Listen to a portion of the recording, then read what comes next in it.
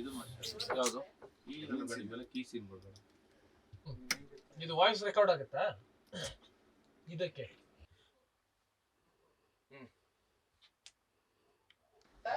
ಹೌದಾ ಹೌದಾ, ಸರಿ ಸರಿ.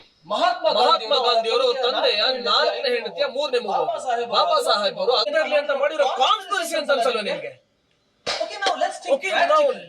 ಸರಿ, ಮಹಾತ್ಮ ಗಾಂಧಿಯವರು ಅವರ ತಂದೆಯ 4ನೇ ಹೆಂಡತಿಯ 3ನೇ ಮಗು ಆಗಿದ್ರು. ಬಾಬಾ ಸಾಹೇಬ್ ಅವರು 14ನೇ ಮಗು ಆಗಿದ್ರು. ಶ್ರೀಕೃಷ್ಣನ 8ನೇ ಮಗು ಆಗಿದ್ನಲ್ಲ. ಇನ್ನೊಂದು ಬ್ಯಾಚ್ ಮಾಡೋಣ. ಬಟ್ ಇವ್ರಿಗೆ ಸರ್ ನಿಮ್ಗೆ ಇದೇನಾ ಅಥವಾ ಬೇರೆನಾ? ಅಲ್ಲ ಇದೆ. ಶ್ರೀಕೃಷ್ಣನ 8ನೇ ಮಗು ಆಗಿದ್ನಲ್ಲ. ಅಂದ್ಮೇಲೆ ಪಾಪ್ಯುಲೇಷನ್ ಕಂಟ್ರೋಲ್ ಅನ್ನೋದು ಈ ದೇಶದಲ್ಲಿ ಮತ್ತೆ ಮಹಾಪುರುಷರು ಹುಟ್ಟದೇ ಇರ್ಲಿ ಅಂತ ಮಾಡಿ ಕೇಳಿ ನೋಡೋದಾದ್ರೆ ಕರ್ನಾಟಕ ಮತ್ತು ದಕ್ಷಿಣ ಭಾರತದ ಬೇರೆ ಬೇರೆ ರಾಜ್ಯಗಳು ಹೆಚ್ಚು ತೆರಿಗೆನ ಕಟ್ತಾರೆ. ಆದ್ರೆ ಆ ತೆರಿಗೆಯ ಹೆಚ್ಚು ಭಾಗ ಉತ್ತರ ಭಾರತಕ್ಕೆ ಹೋಗುತ್ತೆ. ರೆಡಿ? ಎಲ್ಲಿಂದ ಅದು? ಸ್ಟಾರ್ಟಿಂಗ್ ಬೇಕಲ್ಲ ಯೂಟ್ಯೂಬ್ ಅವ್ರಿಗೆ ಅಷ್ಟೇನ, ಬೇರೆ ಯಾರು ಇಲ್ವಾ ಆಚೆ? ಆಚೆ ಬ್ಯಾಚ್ ಬಂದಿಲ್ಲ ಇನ್ನು. ಟೇಕ್. ಹೌದಾ ಹೌದಾ, ಸರಿ ಸರಿ. ಮಹಾತ್ಮ ಗಾಂಧಿಯವರು ಅವರ ತಂದೆಯ 4ನೇ ಹೆಂಡತಿಯ 3ನೇ ಮಗು ಆಗಿದ್ರು. ಬಾಬಾ ಸಾಹೇಬ್ ಅವರು 14ನೇ ಮಗು ಆಗಿದ್ರು. ಎಲ್ಲ ಮೀಡಿಯಾ ಬಾಂಧವರಿಗೆ, ಕನ್ನಡ ಜನತೆಗೆ ಹೊಸ ವರ್ಷದ ಶುಭಾಶಯಗಳು. ನಮ್ಮ ಇಡೀ ತಂಡದಿಂದ, ರಾಮರಸ ತಂಡದಿಂದ ಹೊಸ ವರ್ಷದ ಶುಭಾಶಯಗಳು. ಮತ್ತೆ ಹೊಸ ವರ್ಷ ಒಂದು ಒಳ್ಳೆ ನೋಟಿಂದ ಸ್ಟಾರ್ಟ್ ಮಾಡೋಣ ಅಂತ ಒಂದು 2ನೇ ತಾರೀಕಿಂದನೇ ಡಬ್ಬಿಂಗ್ ಇಟ್ಕೊಂಡಿದ್ದೀವಿ.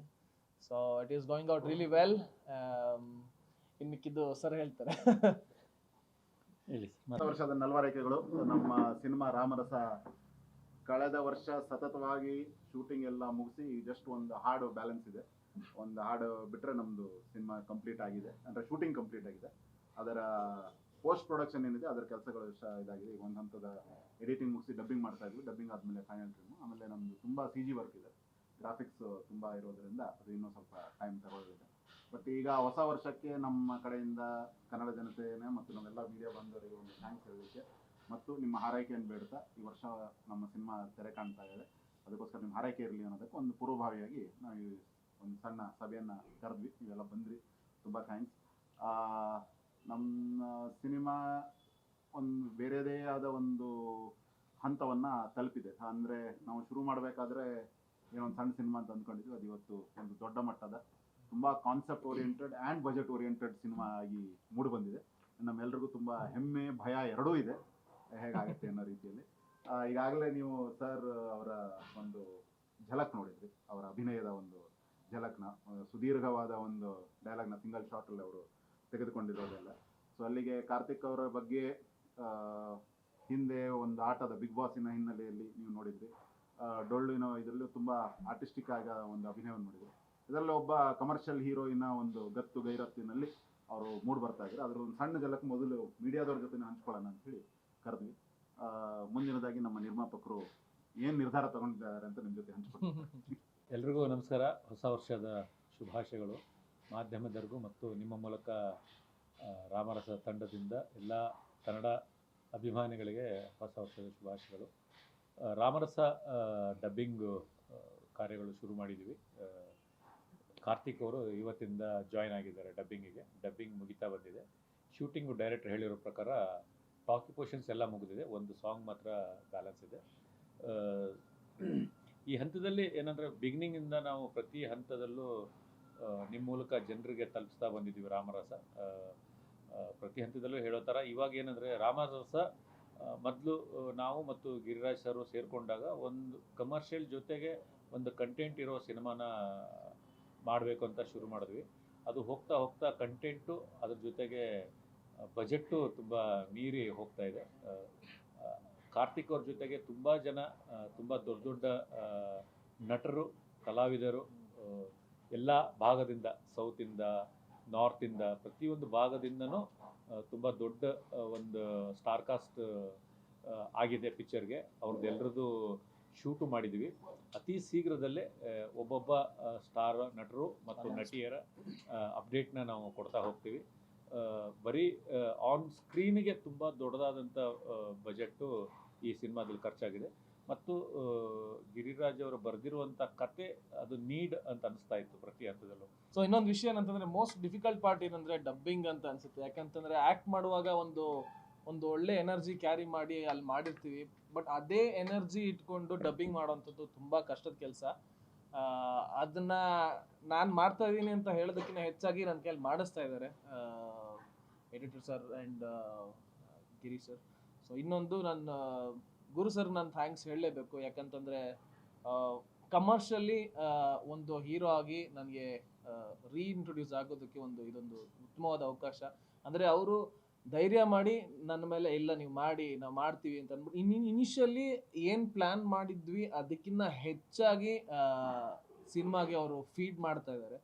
So thank you so much Guru ಸರ್ಗೆ. ಆ್ಯಂಡ್ ಈ ಒಂದು ಪ್ರತಿ ಒಂದು ಹಂತದಲ್ಲೂ ಈ ರೀತಿ ಒಂದು ಮೀಡಿಯಾ ಮುಂದೆ ಬಂದು ಮಾತಾಡ್ತಿರೋ ಉದ್ದೇಶ ಏನಂತಂದರೆ ನಾವು ಮಾಡ್ತಿರೋ ಒಂದು ಸಿನಿಮಾ ವಿಷಯ ಹೆಚ್ಚು ಜನಗಳಿಗೆ ರೀಚ್ ಆಗಬೇಕು ಅನ್ನೋದು.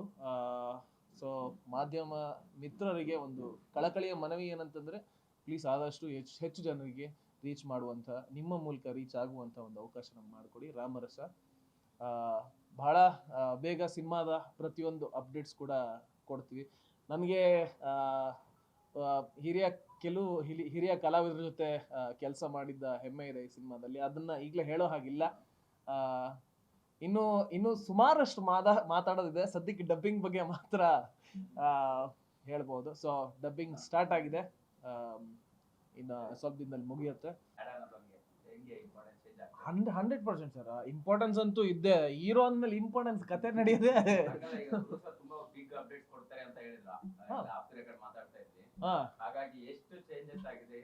ಅಲ್ಲ, ಚೇಂಜಸ್ ಅಂತ ಏನು ಆಗಿಲ್ಲ. ಅಂದ್ರೆ ಪಾತ್ರಗಳು ಅದದೇ ಇದೆ, ಆದ್ರೆ ಅದಕ್ಕೆ ದೊಡ್ಡವರನ್ನ ತಂದು ಹಾಕುವಂಥದ್ದು. ಯಾಕಂತಂದ್ರೆ ನಮ್ದು ಅಂದ್ರೆ ಆ ಸಿನಿಮಾಗೆ ಅದ ರಿಕ್ವೈರ್ಮೆಂಟ್ ಬಂತು. ಅಂಡ್ ಕ್ರಿಯೇಟಿವ್ ಡಿಸಿಷನ್ಗಳು ಏನಿದೆ ಅದನ್ನ ಗುರು ಸರ್ ತಗೊಂಡ್ರು. ಅಂಡ್ ಸಿನಿಮಾ ಮೇಲೆ ಅವ್ರಿಗೆ ಕೆಲಸ ಮಾಡ್ತಾ ಮಾಡ್ತಾ ಕಾನ್ಫಿಡೆನ್ಸ್ ಬರ್ತಾ ಹೋಯ್ತು, ನಾ ಇದಕ್ಕೆ ಹಾಕಿದ್ರೆ ನಾನು ಡೆಫಿನೆಟ್ಲಿ ಮಾಡ್ಬೋದು ಅಂತ. ಹಂಗಾಗಿ ಆ ರೀತಿ ಇಲ್ಲ, ಏನಂದ್ರೆ ಪ್ರೇಮಲೋಕಗೆ ರವಿಚಂದ್ರನ್ ಸರೇ ಹೀರೋ, ರವಿಚಂದ್ರನ್ ಸರೇ ಪ್ರೇಮಲೋಕ ಹೀರೋ. ಆದ್ರೆ ಅಲ್ಲಿ ಬರೋ ಅಂಬರೀಷ್ ಸರ್ ಇರ್ಬೋದು, ವಿಷ್ಣು ಸರ್ ಇರ್ಬೋದು, ಮಿಕ್ದವ್ರೆಲ್ಲರೂ ಆಡ್ ಆನ್, ಆ ಥರ ಒಂದು ಆಡ್ ಆನ್ ಆಗಿರೋ ಅಂತ ಸಿನಿಮಾ. ಜೈಲರಲ್ಲೂ ನೀವು ತಗೊಂಡ್ರೆ ಶಿವಣ್ಣ ಬರೋದು ಒಂದು 3 ಸೀನೇ ಇರ್ಬೋದು, ಆದ್ರೆ ಶಿವಣ್ಣವ್ರು ಬಂದ್ರೆ ಥಿಯೇಟ್ರಲ್ಲಿ ಆ ಮಟ್ಟಿಗೆ ಸೌಂಡ್ ಬರುತ್ತೆ. ಆ ಥರ ಆಡಪ್ ಆಗಿರುವಂಥ ಪಾತ್ರಗಳು.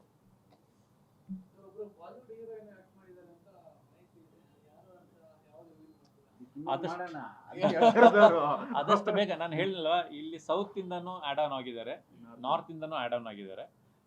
ಸ್ವಲ್ಪ ಎಲ್ಲಾ ಪ್ರೇಕ್ಷಕರಿಗೂ ಅಂದ್ರೆ ಅಂದ್ರೆ ಇದೇನ್ ಸಿನಿಮಾ ಏನಿದೆಯಲ್ಲ, ಇದು ಒಂದು ಮೈಥಾಲಜಿ ಮಿತ್ ಕತೆ. ಇದು ಅಂದ್ರೆ ಎಲ್ಲಾ ಭಾಷೆಯವರು ನೋಡುವಂಥ ಸಿನಿಮಾ ಆಗಿರೋದ್ರಿಂದ ಪ್ರತಿ ಭಾಷೆಯವರು ಈ ಸಿನಿಮಾನ ನೋಡ್ಲಿ ಅನ್ನೋ ದೃಷ್ಟಿಯಿಂದ ಅಲ್ಲಲ್ಲೇ ಒಂದು ಸ್ವಲ್ಪ ಆ್ಯಡ್ ಆನ್ ಮಾಡಿದ್ದೀವಿ.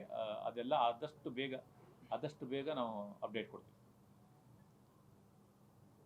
ಬಹಳ ಯೋಚನೆ ಮಾಡಿ ಮಾತಾಡ್ಬೇಕು, ಯಾಕಂದ್ರೆ ಎಲ್ಲಾದ್ರೂ ಸಿನಿಮಾದ ವಿಷಯ ಹೇಳ್ಗಿಲ್ಬಿಡ್ತೀನ ಅಂತ. ಮಧ್ಯದಲ್ಲಿ ಒಂದು ಸಾಂಗ್ ಶೂಟ್ ಮಾಡಿದ್ವಿ, ನಂಗೆ ಫೈಟ್ ಮಾಡಿದೆ, ಖುಷಿ ಆಗ್ತದೆ ಅಷ್ಟೇ. ತುಂಬ ಟೆಕ್ನಿಕಲಿ ತುಂಬ ಸೌಂಡ್ ಆಗೋ ಥರ ಸಿನಿಮಾ ಇದೆ. ತುಂಬ ಟೆಕ್ನಿಕಲಿ ಹೊಸ ಎಕ್ವಿಪ್ಮೆಂಟ್ಗಳು ತುಂಬ ಬಳಕೆ ಮಾಡಿದ್ದೀವಿ. ಸಾಂಗ್ ಬಂದ್ಬಿಟ್ಟು ಕೊರಿಯೋಗ್ರಾಫಿ ಮುರಳಿ ಮಾಸ್ಟರ್ ಮಾಡಿದರು. ಆಲ್ರೆಡಿ 3 ಸಾಂಗ್ ಮಾಡಿದ್ವಿ. 3 ಸಾಂಗ್ ಮುರಳಿ ಅವರು ಕೊರಿಯೋಗ್ರಾಫಿ ಮಾಡಿದರು. ಫೈಟ್ಸ್ ಬಂದ್ಬಿಟ್ಟು ಅರ್ಜುನ್ ಮಾಸ್ಟರ್ ಮಾಡಿದ್ದಾರೆ. ತುಂಬ ವಿಶೇಷವಾದ ಎಕ್ವಿಪ್ಮೆಂಟ್ಗಳನ್ನು ಅಂದರೆ ಇವಾಗ ಲೇಟೆಸ್ಟ್ ತುಂಬ ಎಕ್ವಿಪ್ಮೆಂಟ್ಗಳು ಬರುತ್ತೆ. ನಮಗೂ ಡೈರೆಕ್ಟರ್ಸ್ ಆಗಿರ್ಬೋದು, ಇಲ್ಲ ಟೆಕ್ನಿಕಲ್ ಆಗಿ ತಿಳ್ಕೋಬೇಕು, ನಾವು ಹೆಚ್ಚು ಅಪ್ಡೇಟ್ ಆಗಬೇಕು, ಅದನ್ನೆಲ್ಲ ನಮ್ಮ ಕನ್ನಡ ಸಿನಿಮಾದಲ್ಲೂ ಬಳಸಬೇಕು ಅನ್ನೋ ಥರದ್ದು ಎಕ್ವಿಪ್ಮೆಂಟ್ಗಳೆಲ್ಲ ಹೆಚ್ಚು ಬಳಸಿದ್ದೀವಿ. ಅದು ಆ ಟೈಮಲ್ಲಿ ಬಿಡಬೇಕಾದಾಗ ಅದ್ರ ಬಗ್ಗೆ ಹೆಚ್ಚು ಮಾತಾಡಿದ್ರೆ, ಅದನ್ನು ತೋರಿಸ್ಬಿಟ್ಟು ಮಾತಾಡಿದ್ರೆ ಇನ್ನೂ ಅಥೆಂಟಿಕ್ ಆಗಿರುತ್ತೆ ಅನ್ನೋದು ನಮ್ಮ ದೃಷ್ಟಿ. ಆದಷ್ಟು ಬೇಗ ಫಸ್ಟ್ ಸಿಂಗಲ್ ಜೊತೆಗೆ ನಿಮ್ಮ ಹತ್ರ ಬರ್ತೀವಿ. ಅಪ್ಡೇಟ್ನ ಅತಿ ಶೀಘ್ರದಲ್ಲಿ ಕೊಡ್ತೀವಿ. Thank you. ನಮಸ್ತೆ. Thank you.